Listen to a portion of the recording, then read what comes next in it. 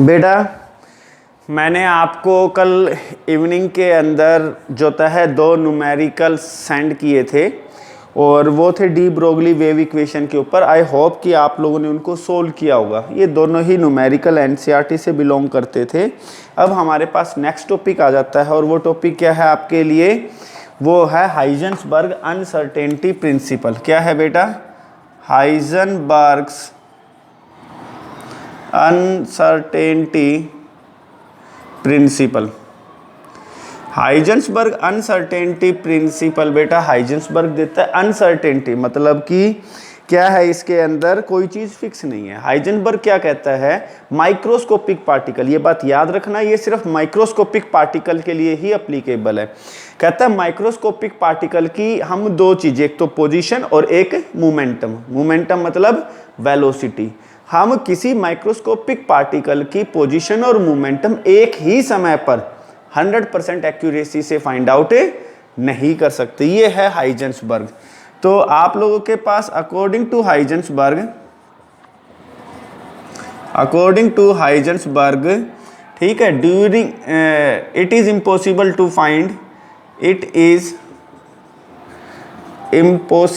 Find both position and momentum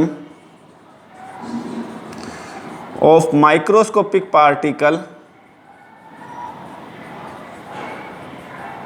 with 100% accuracy.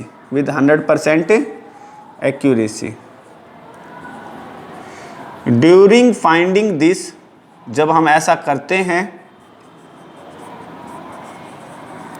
there must be uncertainty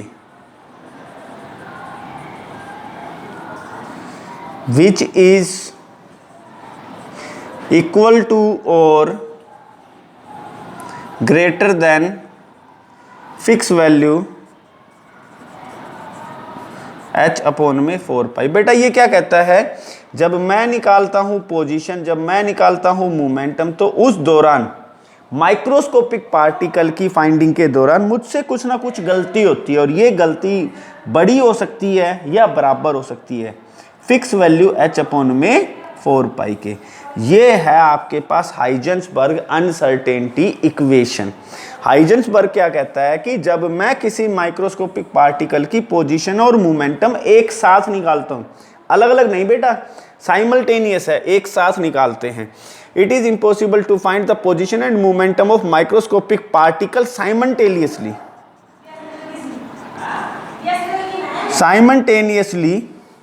ठीक है, to ना with 100% accuracy. तो एक साथ जब हम निकालेंगे तो 100% एक्यूरेसी नहीं आएगी। जब हम ऐसा करते हैं तो कुछ अनसर्टेनिटी, कुछ गलती होगी और वो गलती हो सकती है ग्रेटर देन और equal to fix value h upon में 4 पाई। ठीक है, अब ऐसा होता क्यों है? एक्सप्लेनेशन। तो बेटा यहां पर बताया जाता है, बेटा ये इलेक्ट्रॉन है। क्या है बेटा? ये इलेक्ट्रॉन माइक्रोस्कोपिक पार्टिकल है। ठीक है भाई, आपके पास नील बोहर क्या कहता है? बेटा बोहर कहता है कि आप इसके लिए रेडियस निकाल सकते हैं, मतलब 0.529 इंटू में n² एंगस्ट्रॉम, है ना। तो इसका मतलब मुझे क्या पता है? इसकी पोजीशन 100% एक्यूरेसी के साथ पता है। एक इक्वेशन थी mvr is equal to nh upon में 2 पाई। तो जहाँ पर आप वेलोसिटी निकालते हैं nh अपॉन में 2 पाई इंटू 1 अपॉन में mr। तो यहाँ पर मुझे क्या पता है बेटा? वेलोसिटी पता है।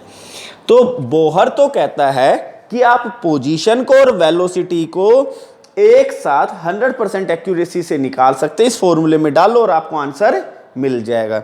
अब हाइजेनबर्ग है बेटा, ये नील बोहर का स्टूडेंट था। ये क्या कहता है कि भाई इलेक्ट्रॉन एक माइक्रोस्कोपिक पार्टिकल है, आपने इसकी पोजीशन निकाल ली। क्या निकालते हैं बेटा? पोजीशन निकाल रहे हैं।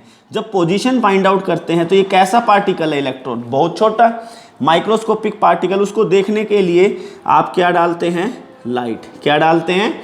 लाइट। ये लाइट इससे स्ट्राइक होगी और फिर ये आगे मूव करती है, जिसको आप किसके थ्रू देख सकते हैं? माइक्रोस्कोप के थ्रू। किसके थ्रू देख सकते हैं? माइक्रोस्कोप के थ्रू आप उसको देख सकते हैं। मगर आपको पता है जो लाइट है वो फोटोन के रूप में आती है, और फोटोन के पास एनर्जी होती है, और वो कितनी होती है, एच न्यू। कितनी एनर्जी होती है बेटा, एच न्यू। तो ये इलेक्ट्रॉन को कुछ एनर्जी दे देता है। एनर्जी जो होता है आप लोगों के पास, energy receive by electron use to increase its kinetic energy, जो इसकी काइनेटिक एनर्जी को बढ़ाने में मदद करता है। तो इसका मतलब आपने जो वेलोसिटी निकाली थी, अब आप जब उसकी पोजीशन को निकालते हैं तो उस दौरान उसकी काइनेटिक एनर्जी बढ़ चुकी है। तो आपकी पहली निकाली हुई काइनेटिक एनर्जी अब यहाँ पर पॉसिबल नहीं है, वो गलत हो चुकी है बेटा। ठीक है, तो यही चीज एक्सप्लेन करता है हाइजेंसबर्ग कि during finding the position and momentum of microscopic particle जो होता है we make some mistake, we make some uncertainty and that should be equal to और ग्रेटर देन, जो या तो इक्वल टू होगी या ग्रेटर देन होगी फिक्स वैल्यू h अपॉन में 4 पाई। ये इसकी एक्सप्लेनेशन थी बेटा।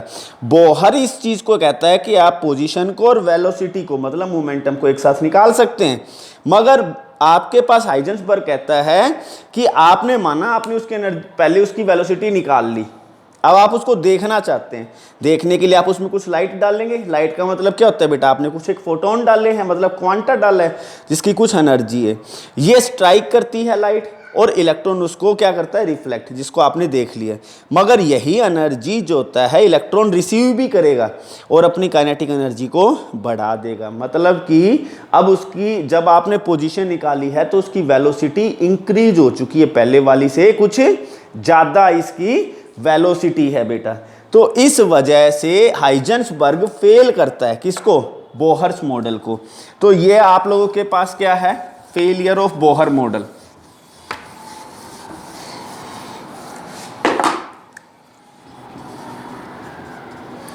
Failure of Bohr's model. According to Bohr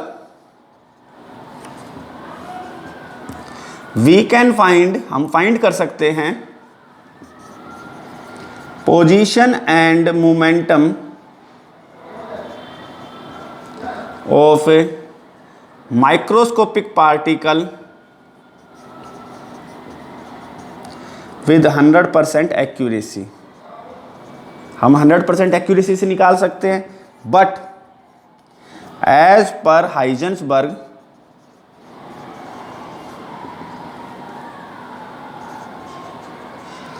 during finding this for microscopic particle, क्योंकि माइक्रोस्कोपिक पार्टिकल है, but as per Heisenberg during finding this there should be uncertainty. मगर ये कहता है यहां पर अनसर्टेनिटी है, फिक्स नहीं है। अच्छा, ये तो आपके पास फेलियर हुआ, मगर आपके पास एक बात बताई जाती है जो हाइजेंसबर्ग है डी ब्रोगली की तरह सिर्फ माइक्रोस्कोपिक के लिए ही एप्लीकेबल है। हाइजेंसबर्ग्स principal applicable for microscopic particles only।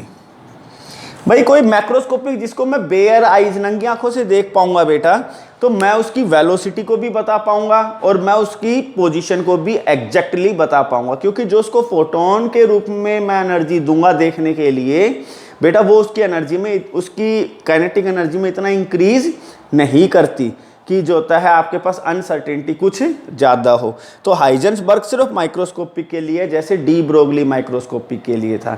इसकी एक एप्लीकेशन होती है और एक क्वेश्चन सबसे इंपॉर्टेंट है, why electron not exist in nucleus. Question दोबारा सुने, इलेक्ट्रॉन न्यूक्लियस में एग्जिस्ट क्यों नहीं करता, उसकी एक्सप्लेनेशन आपके पास हाइजेंसबर्ग ही देगा बेटा। ठीक है।